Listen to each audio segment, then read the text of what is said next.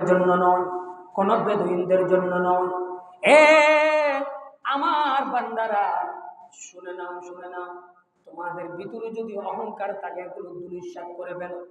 তুমি মনে করতেছ, সাদ্দাত মনে করেছিল আমি বাকে খাইয়ার, উনি অনেক বছর পর্যন্ত জীবন যাপন করেছিল, প্রায় 900 বছর পর্যন্ত জীবন যাপন করেছিল।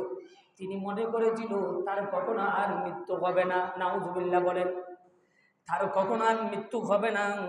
ওই জান্নাতের মধ্যে ঢুকে যাবে, বাকে হায়াত সেখানে কাটাবে, সবসময় অনন্তকাল সেখানে থেকে যাবে। নাউজুবিল্লাহ বলেন। অনন্তকাল সেখানে থেকে যাবে। সেখান থেকে রাজপ্রাসাদ তিনি চলাবেন, সেখান থেকে তিনি রাষ্ট্র পরিচালনা করবেন, তার মতো করে তিনি চালাবেন, জুলুম করবেন, গরিবের উপর জুলুম করবেন। কিন্তু আমার আল্লাহ নজর দিয়ে দেখে আছে, নজর দিয়ে দেখে আছে। এ বান্দারা, তোমরা মনে করতেছ, তোমরা কি জানো, তোমরা মনে করতেছ আমি তোমাদেরকে দেখতেছি না, কিন্তু পিঁপড়া পর্যন্ত যখন চলাফেরা করতে করে, তখন পিঁপড়ার কবরও আমি আল্লাহ রাখি। জোরে বলুন সুবহানাল্লাহ। একটা পিঁপড়া পর্যন্ত যেই নড়াচড়া করে, ওই পিঁপড়ার কবর আমি আল্লাহ রাখি। জোরে বলুন না সুবহানাল্লাহ। তোমরা কি মনে করতেছো দুনিয়ার মধ্যে? ওই জালেমকে আল্লাহ ধ্বংস করে দিলেন। এই আমার বান্দা, তোমরা দুনিয়ার মধ্যে অহংকারী হয়ে চলাফেরা করিও না, এবং তোমরা বাইয়ে বাইয়ে কি করো না, ঝগড়া করো না, মারামারি করো না, হানাহানি করো না। পারলে তোমরা একজন আরেকজনের সেবা করবে। সুবহানাল্লাহ বলেন না। একজন আরেকজনের সেবা করবে। হাদিসে পাকের মধ্যে রয়েছে, হাদিসে পাকের মধ্যে রয়েছে, আন আবি মুসা قال قال رسول الله صلى الله عليه وسلم أطعموا الجائع وعودوا المريض وفكوا العانية। এ আমার উম্মত, হযরত আবু মুসা থেকে বর্ণিত, যেটা রাসূল করিম রউফুর রহিম সাল্লাল্লাহু আলাইহি ওয়াসাল্লাম ইরশাদ করতেছেন, উম্মতরি শুনো শুনো, তোমরা ক্ষুধার্তকে খাবার দাও। যারা ক্ষুধার্ত থাকবে, আমার উম্মতের মধ্যে, আল্লাহর বান্দাদের মধ্যে যারা ক্ষুধার্ত থাকবে, তাদেরকে খাবার দাও। কি দাও? তাদেরকে খাবার দাও। আমার উম্মতদেরকে তোমরা খাবার দাও। যারা ক্ষুধার্ত থাকবে তাদেরকে খাবার দাও। যারা পিপাসার্ত থাকবে তাদেরকে পানি খাওয়াও, তাদের যত্ন করো। আর যারা রোগী থাকবে, আমার মেরিদ, দেখেন আমার মাহবুব নবী বলতেছেন, মেরিদ ওয়াফুকুল আনিয়া। এই আমার উম্মত, তোমরা যারা রোগী রয়েছে, যারা তোমাদের মাঝে যারা অসুস্থ রয়েছে, এক মুসলমান অপর মুসলমানের ভাই, নাহানু মুসলিমুনা আবুল মুসলিমুন, এক মুসলমান অপর মুসলমানের ভাই, ভাই ভাইয়ের তোমরা কি করবে? সেবা করবে। রোগীর কি করবে? তোমরা মারিদ যারা হয়েছে, অসুস্থ যারা হয়েছে, তাদের তোমরা সেবা করবে। এই আমার উম্মত, শুধু তাই নয়, শুধু তাই নয়, যারা বন্দী রয়েছে, আগের যুগের মধ্যে বন্দী ছিল, যারা যাদেরকে কৃতদাস, যাদেরকে কিনে নিয়ে ফেলতো, তারা তাদের ওই যে কিনে ফেলতো তার অধীনে চলতে হতো। তাদেরকে পারলে তোমরা, আমার মাহবুব নবী বলে, তাদেরকে আজাদ করে দাও, বন্দী থেকে মুক্তি করে দাও। পারলে তোমরা টাকা দিয়ে, পয়সা দিয়ে বিভিন্নভাবে সহযোগিতা করো। কিন্তু এই জামানার মধ্যে পর্যন্ত, আখেরি জামানার মধ্যে পর্যন্ত, বর্তমান সময়ে আমরা দেখতে পাচ্ছি, আমার মাহবুব নবী বলতেছেন, এক ভাই আরেক ভাইয়ের সহযোগিতা করার জন্য, সেবা করার জন্য, যত্ন করার জন্য, দেখভাল করার জন্য, বিভিন্নভাবে না পারলে তাদের থেকে, যদিও না পারে কথাবার্তা দিয়ে বলেও তাদের মন সন্তুষ্ট করার জন্য। কিন্তু আমরা দেখতে পাচ্ছি এক ভাই এক ভাইকে ছুরি দিয়ে কতল করতেছে, অস্ত্র দিয়ে কেটে ফেলতেছে। জোরে বলুন নাউজুবিল্লাহ। আমরা কোথায় আছি? আমরা কেমন মুসলমান দাবি করি? যেগুলো আজকে কোবাকুবি করতেছে, যেগুলো এক ভাই আরেক ভাইকে কতল করতেছে, এগুলো মুসলমান, বিধর্মী নয়। আপনারা জানেন পৃথিবীর জমিনের মধ্যে জিন জাতিকে যখন প্রেরণ করেছিল, তখন ওই জিন জাতিরা তখন একজন আরেকজনের সাথে মারামারিতে লিপ্ত ছিল, হানাহানিতে লিপ্ত ছিল। যখন মারামারি হানাহানি এগুলোতে লিপ্ত ছিল, তখন আল্লাহর বরদাস্ত করে নাই। তখন সাথে সাথে আল্লাহর জগতে নুরানি জগতের ফেরেশতাদেরকে দিয়ে তাদেরকে ধ্বংস করে দিলেন, অনেককে ধ্বংস করে দিলেন, আর অনেককে বন্দি করে ফেললেন।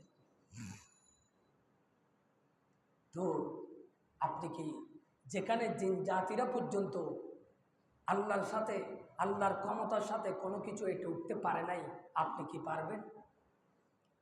1 লক্ষ সৈন্যবাহিনী নিয়ে, সেনাবাহিনী পোস্ট নিয়ে ওই সাদ্দাত জান্নাতের মধ্যে ঢুকতে চেয়েছিল, কিন্তু সেই লক্ষাধিক মানুষের কাছ থেকে মালাকুল মউত তাকে নিয়ে গেছেন, কিন্তু ওই সৈন্যবাহিনী যারা সেনাবাহিনী ছিল তারা কোনো কিছুই করতে পারে নাই। পরিণতি, শেষ পরিণতি কি হয়েছিল? আমার আল্লাহ এমনভাবে বাতাস, তাদের জন্য ঘূর্ণিঝড় বাতাস এমনভাবে প্রবলভাবে আল্লাহ পাক সুবহানাহু ওয়া তাআলা প্রচুর বাতাস ছেড়ে দিলেন। সাথে সাথে এক একজন সৈন্যবাহিনীকে গুলি দিয়ে মারতে হয় নাই, অস্ত্র দিয়ে মারতে হয় নাই, কোনো বোমা হামলা দিয়ে মারতে হয় নাই। আমার আল্লাহ বাতাসের সাথে এক একজনকে ধুলির মতো উড়াচ্ছিলেন। ধুলির মতো উড়াতে উড়াতে তাদেরকে আসারতে আসারতে সেখানেই তারা সবাই জাহান্নামের মধ্যে পতিত হয়ে গিয়েছিল। ওই সেনাবাহিনী যেগুলো রয়েছিল তাদেরকে একেবারে বাতাসের সাথে ধুলির মতো উড়াচ্ছিল, ধুলির মতো উড়িয়ে তাদেরকে সেখানে জাহান্নামে প্রেরণ করে দিয়েছে। সাদ্দাতের যেগুলো সেনাবাহিনী ছিল কিছুই করতে পারে নাই, তাদের জন্য কোনো বন্দুকের প্রয়োজন হয় নাই, আল্লাহর থেকে অস্ত্রের প্রয়োজন হয় নাই। নমরুদের জন্য আল্লাহর সাথে যুদ্ধ করার জন্য গিয়েছিল, তেমন কোনো কিছু ব্যবহার করতে পারে নাই, ব্যবহার করতে হয় নাই। আল্লাহ পাক সুবহানাহু ওয়া তাআলা শুধু একটা ন্যাংরা মশা জারি করে দিয়েছেন। ওই মশা তার নাকের ভিতরে ঢুকে মগজ টক টক করে কাটছে, মগজের মধ্যে গিয়ে তাকে এমন ছুবল দিচ্ছে, এমন দংশন করতেছে, যেখানে তার পুরো শরীর, তার মাথার এমনভাবে পাগল হয়ে যাচ্ছে, মাথা বাড়ি মারতেছে, কোনো কিছু হচ্ছে না, আসার মারতেছে, পাথর দিয়ে জুতা দিয়ে মারতে মারতে লাশ পর্যন্ত, শেষ পর্যন্ত সেইও জাহান্নামের মধ্যে পতিত হয়ে গেল। ফেরাউন আনা রাব্বুকুমুল আলা বলেছিল। আপনারা জানেন ওই ফেরাউনকে নীল নদের মধ্যে, যেখানে মূসা কালিমুল্লাহ যেখান দিয়ে চলে গিয়েছিল, সেখান দিয়ে যাওয়ার সময় আল্লাহ পাক সুবহানাহু ওয়া তাআলা পানি এসে তাকে সেখানের ভিতরে তার সৈন্যবাহিনী সহ তাকে ডুবিয়ে মেরে ফেলা হয়েছিল। আমরা মনে করতেছি আমরা চিরস্থায়ী দুনিয়ার জমিনের মধ্যে থাকবো। না না, চিরস্থায়ী দুনিয়ার জমিনের মধ্যে থাকতে পারবো না, কারণ আল্লাহ পাক তো আমাদেরকে আগে ভাগে টিকিট দিয়ে দিয়েছেন। বান্দা একটু স্মরণ করো, কুল্লু নাফসিন যায়িকাতুল মউত, মউতকে স্মরণ করো। তুমি যত ফলওয়ান হও না কেন, তুমি যত বীর হও না কেন, যত ক্ষমতাশালী হও না কেন, এটা আমি আল্লাহর ক্ষমতার সাথে কিছু নয়।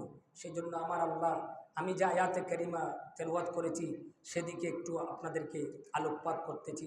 যে আয়াতে কারিমার মধ্যে আল্লাহ পাক সুবহানাহু ওয়া তাআলা বলছেন, ওয়াত-তুর ওয়া কিতাবিম মাসতুর। আমার আল্লাহ বলতেছেন, বান্দারে, পৃথিবীর জমিনের মধ্যে একটা তুর পাহাড় আছে। আপনারা জানেন তুর পাহাড়, আপনারা যেখানে মূসা কালিমুল্লাহ আল্লাহর সাথে কথা বলতেন, ওটার নাম হলো তুর পাহাড়। তুর পাহাড় কি আমার আল্লাহ বেশি ভালোবাসেন।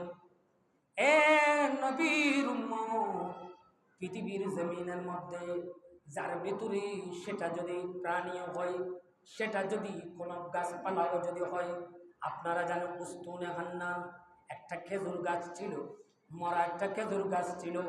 ওই খেজুর গাছের মধ্যে আমার নবী খুতবা দিতেন। আমার নবী যখন খুতবা দিতেন, খুতবা দিতে দিতে ওই খেজুর গাছের ভিতরে আমার নবীর মোহাব্বত চলে আসলো। আমার নবীর মোহাব্বত চলে আসার কারণে ওই উস্তুনে খান্নান কে যখন সেখান থেকে সরিয়ে ফেলা হয়েছিল মিম্বার তৈরি করে দেওয়ার জন্য আমার নবীজির জন্য, ওই উস্তুনে খান্নান ছোট গরুর মতো, গরুর বাচ্চাদের মতো আম্বা আম্বা করে সেখানে কান্না করতেছিল। সবাই একটা বিকট আওয়াজ শুনতেছিল।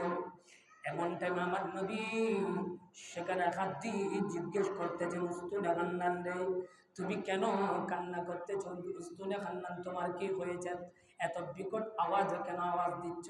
ইয়া রাসূলুল্লাহ, আপনি যে আমার উপর দাঁড়িয়ে দাঁড়িয়ে এতদিন পর্যন্ত খুতবা দিতেন, এখন তো আপনি ভালো একটা মেম্বার পেয়েছেন, মেম্বার একটা নির্মাণ করে দেওয়া হয়েছে, আর তো আমার উপর আপনি পা রাখবেন না, আপনার শরীর মোবারক আমার সাথে বাঁচবে না।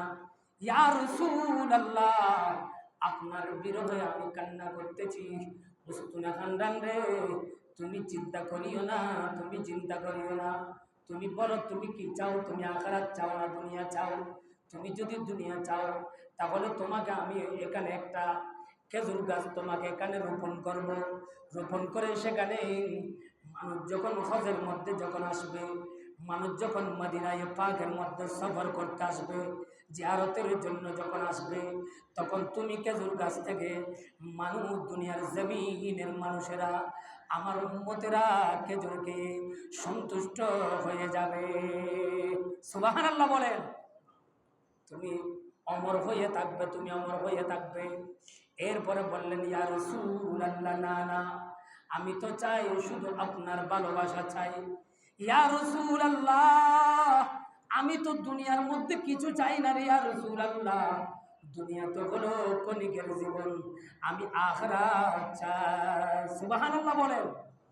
তখন কি বললেন? তখন আমার মাহবুব নবী এটাকে দাফন করে দিলেন রিয়াজুল জান্নার মধ্যে। আপনারা দেখবেন রিয়াজুল জান্নার মধ্যে ঢুকলে সেখানে পিলারের মধ্যে উস্তুনে খান্নান নামে একটা পিলার রয়েছে।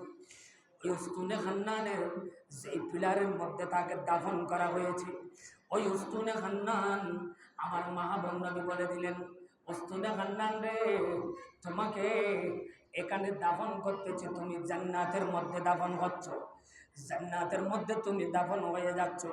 এই উস্তুনে খান্নান, কাল কিয়ামতের ময়দানে আমার যত উম্মত জান্নাতের মধ্যে যাবে, যারা মুমিন নর নারী জান্নাতের মধ্যে যাবে, আমার আল্লাহর বান্দা যত জান্নাতের মধ্যে যাবে, সেগুলো তুমি উস্তুনে খান্নান থেকে খেজুর খাবে, অনন্তকাল খেজুর খাবে, তুমি অনন্তকাল ওই জান্নাতের মধ্যে থাকবে। জোরে বলুন সুবহানাল্লাহ। বুঝাতে চেয়েছিলাম একজন খেজুর গাছ, উনি পর্যন্ত আখিরাত বুঝে, কিন্তু আমরা মানুষ হয়ে কত পশুর মতো হয়ে গেছি। আমরা আখিরাত চিনতেছি না, পরকাল চিনতেছি না, জান্নাত চিনতেছি না। আমরা এখানে মারামারি নিয়ে, খানাখানি নিয়ে, সিংহাসন নিয়ে, দুনিয়া নিয়ে মত্ত আছি। জোরে বলুন না নাউযুবিল্লাহ। সালাতুলিয়া সালাম।